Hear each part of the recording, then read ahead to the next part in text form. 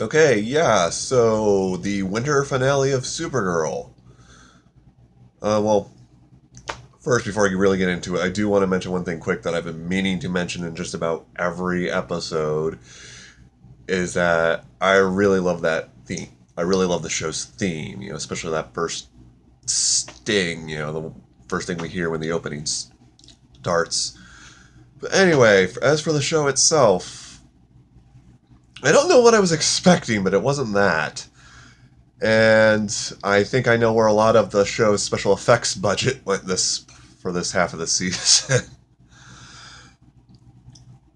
So yeah, hell of an action scene, great performances, and I'm going to start with the action because holy crap! And we're officially entering spoiler territory. So that fight in the middle of National City, and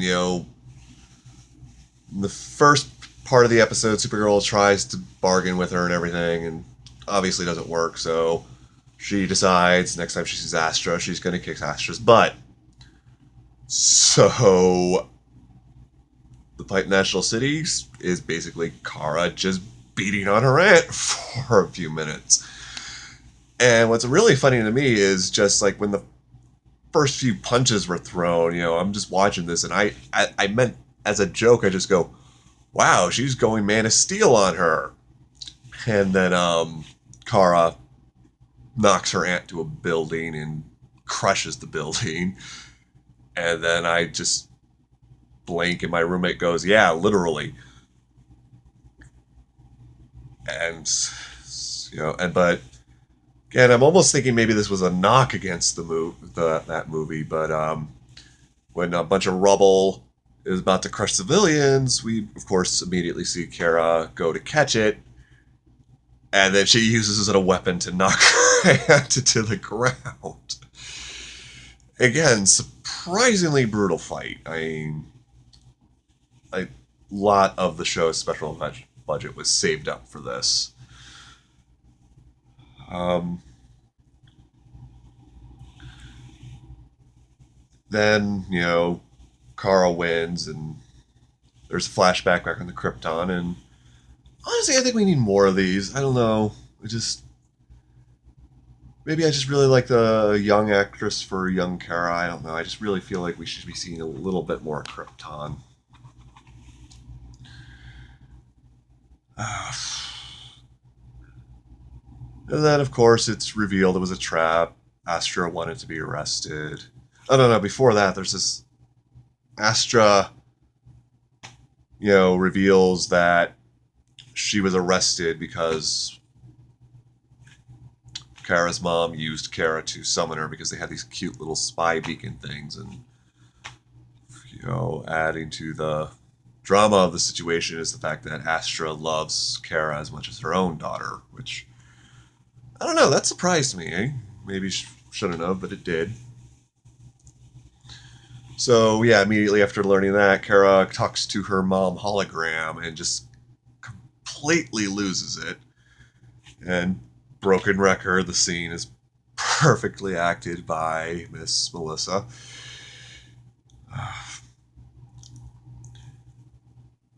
Then yeah, and then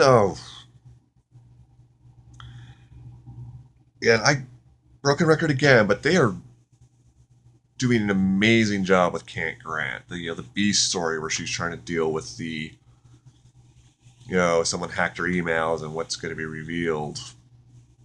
And then what is revealed is she has a son, and she admits regret. And if I tried to actually summarize everything, I'm going to be here forever, and that was never the intent of these.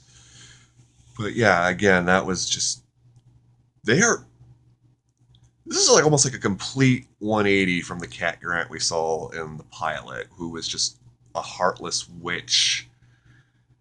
Now we get that the whole it's a hard outer shell thing, and she really is just a fantastic character. Surprisingly caring. Nothing at all like the comic book counterpart, as far as I can tell, who doesn't do anything besides try to get into Clark Kent's pants. Yeah, as far as I know, if you guys are friends of the comic book Kent Grant, feel free to correct me. I'm just saying I don't know anything about her. Ugh. But yeah, speaking of Clark, I think it's about time I really got to address the super elephant in the room.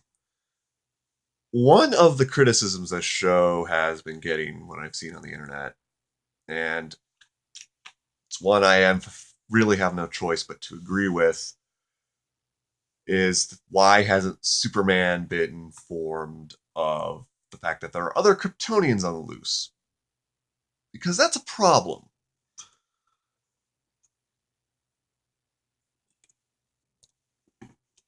Now, up until this episode, I've been able to explain it away for my own sake, is that this is Kara being stubborn again. She wants to prove she doesn't need her cousin, so she's keeping it to herself. Plus, the added twist of it being her aunt. She doesn't want, whatever reason, she doesn't want Clark to find out about that. Maybe not the best reason, but it was one I could believe for the character. This creates problems when we found out Jimmy Olsen knows about the other Kryptonians. And I didn't realize this until this episode. Now that we know that Hank Henshaw is the Martian Manhunter, this creates problems. Because why wouldn't they tell Superman? I'm pretty good at justifying things and stuff I like, so I can pretend that problem isn't there. Maybe with Jimmy Olsen, we have the whole maybe Kara didn't ask him not to tell, and for whatever reason, he listened to her. But again, the Martian Manhunter thing is a problem for two reasons.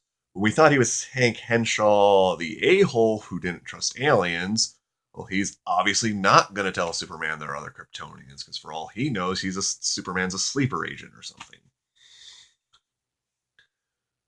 But not only do we realize he's Martian Manhunter, but there's a line where he implies he knows Superman, that they are on friendly terms. So why hasn't Hank Henshaw / Martian Manhunter told Superman? That's kind of a problem. But I'm going to give the show the benefit of the doubt. I'm sure that there will be a reason. I'm not saying it'll be a good one, but I'm sure there will be one. But speaking of other Kryptonians, you want to talk about more brutal stuff. So yeah, it's revealed that Astra allowed herself to be arrested as a diversion while her soldiers, like at least 4 other Kryptonians and 2 other unnamed aliens, attack Maxwell Lord's company. And it gets pretty freaking brutal. We see people die, I'm pretty sure. And Maxwell Lord apparently developed a weapon that can hurt Kryptonians because he shoots one of them in the eyes and he collapsed screaming on the floor.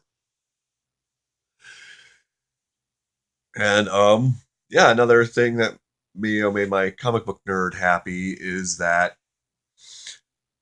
apparently Astra is married, and at first I was worried where they were going with it, that she was going to be this guy's subordinate, and I really thought that would have ruined the whole feminist angle the show was going for. But no, turns out he's a lieutenant. Her husband is a lieutenant.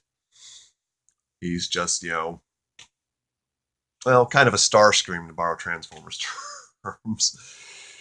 But we also learned that his name is Non, who, for you more mainstream people, is of the 3 Kryptonians from Superman 2, he was the one who didn't talk.